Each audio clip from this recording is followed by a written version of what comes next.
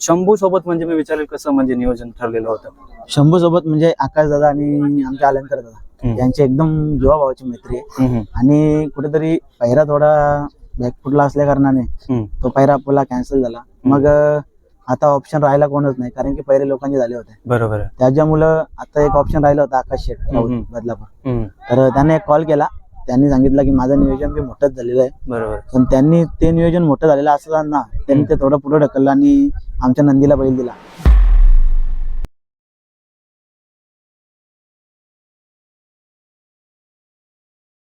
नमस्कार मित्रांनो, स्वागत आहे माझ्या एका नवीन मुलाखतीच्या व्हिडिओमध्ये.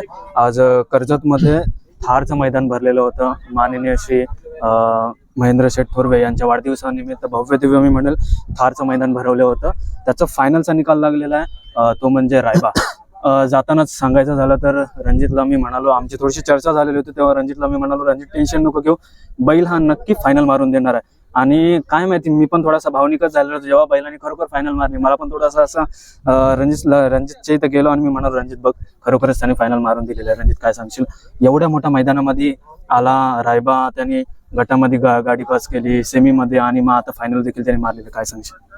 बैलाविषयी जर बोलायचं झालं तर बोलू तेवढं कमी, कारण की कमी वयात जे नाव करून ठेवलंय हे अशक्य आहे. कारण की एवढा छोटा वासरू एवढं नाव करेल हे अनपेक्षित आहे. पण जो आमच्या नशिबात आला त्यांनी असं आमचं नाव करून ठेवलंय की आज छोट्यातला छोटा आणि मोठ्यातला मोठा जर ओळखत असेल त्या रायबामुळेच ओळखतो. आणि जेव्हा तुम्ही सेमी निघाला तेव्हा आले होते पहिल्याजवळ, पण तुम्ही कुठेतरी मुलाखत घेण्यापासून दूर थांबले होते. काहीतरी तुम्हाला वाटलं असेल की हा काहीतरी करून दाखवेल, तेव्हाच मुलाखत घेऊ. तुम्ही मला जाताना बोलले होते की 100% फायनल झाल्यानंतर मुलाखत घ्यायला मी पहिला येईल.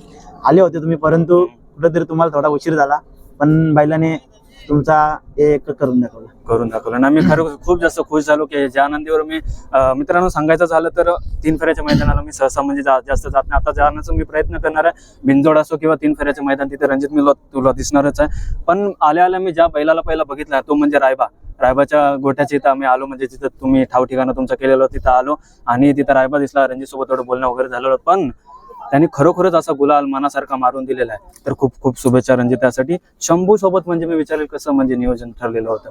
शंभू सोबत म्हणजे आकाश दादा आणि आमचे अलंकार दादा यांची एकदम जीवाभावाची मैत्री आहे. आणि कुठेतरी पहिरा थोडा बॅकफुटला असल्या कारणाने तो पहिरा आपला कॅन्सल झाला. मग आता ऑप्शन राहिला कोणच नाही, कारण की पहिले लोकांचे झाले होते. बरोबर. त्याच्यामुळं आता एक ऑप्शन राहिला होता आकाश शेट बदलापूर. तर त्याने एक कॉल केला. त्यांनी सांगितलं की माझं नियोजन बी मोठंच झालेलं आहे. बरोबर. पण त्यांनी ते नियोजन मोठं झालेलं असताना त्यांनी ते थोडं पुढे ढकललं आणि आमच्या नंदीला बैल दिला.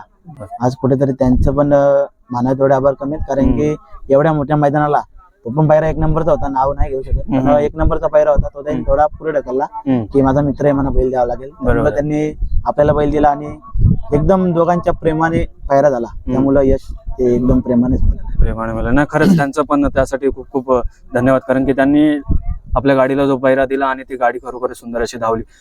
रायबा बघायला गेला तर रणजित भिंजोडमध्ये खूप जास्त नाव करतोय, त्याबद्दल तू काय सांगशील? म्हणजे त्याच्याबद्दल आपला मुलात केला बिंजोडचाच आहे, त्याच्यामुळे आपण बिंजोडला जसं बैल पळवतोय तसा बैल गाड्या पण करतोय, त्यामुळे आपलं नाव होत चाललंय. पण मुंबईमध्ये 3 फेऱ्याचा खेळ होतोय, तर आपण मैदानात उतरलो, 2 वेळा गुलाल घेतला. आज 1 नंबरचा मानकरी आणि मागच्या वेळेला 3 नंबरचा मानकरी. तेव्हा थोडीशी चर्चा पण देखील झालेली होती मेहरबान बद्दल.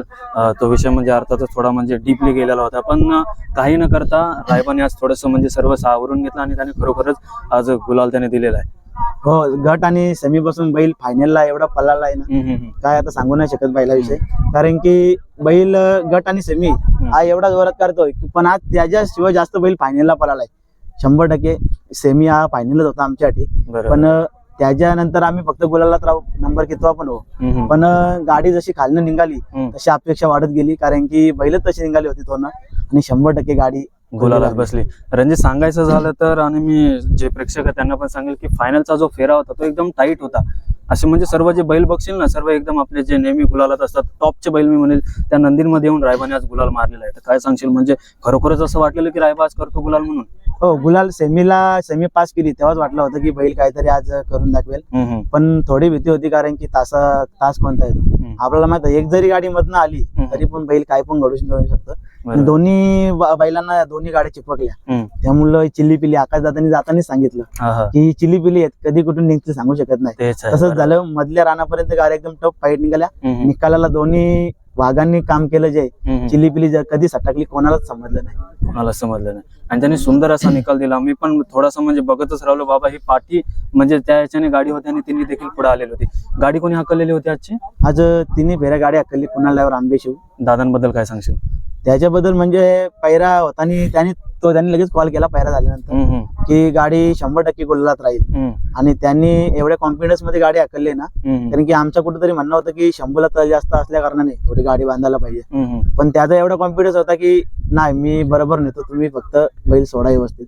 तेच झालं. तिन्ही म्हणजे वेळेला त्यांचा आत्मविश्वास होता की गाडी मी त्यांचा बरोबर त्यांचा नेणार. बैलावरती एवढा आत्मविश्वास होता. हम्म. कारण की फर्स्ट टाइम आपण एलियन आणि रायबा पळाला होता. हम्म, हम्म. त्यावेळी त्यांना बसवलं होतं. तिथून बैलाचा त्यांना इतका कॉन्फिडन्स भेटलाय हम्म. की तो परफेक्ट सांगेल की या गाडीला तो एक चकड्याने मारणार का तर मारणार. मारणार म्हणजे मारणार. आणि एलियनची तेव्हा त्याला चांगली साथ भेटलेली होती, बघितलेली होती ती देखील मी. शर्यतार्थाला ते सांगायची गरज नाही तेवढं.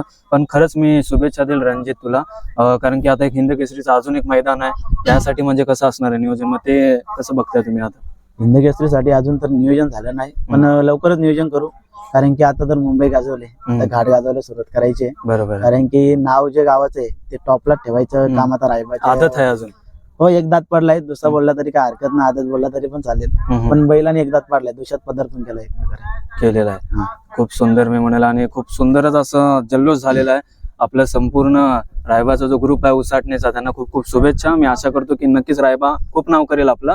आणि खूप सुंदर अशी मुलाखत झालेली, खूप सुंदर असा थारचा मानकरी झालेला आजचा रायबा. ही मुलाखत मी इथे संपवतो. Bye, wish you well, bye.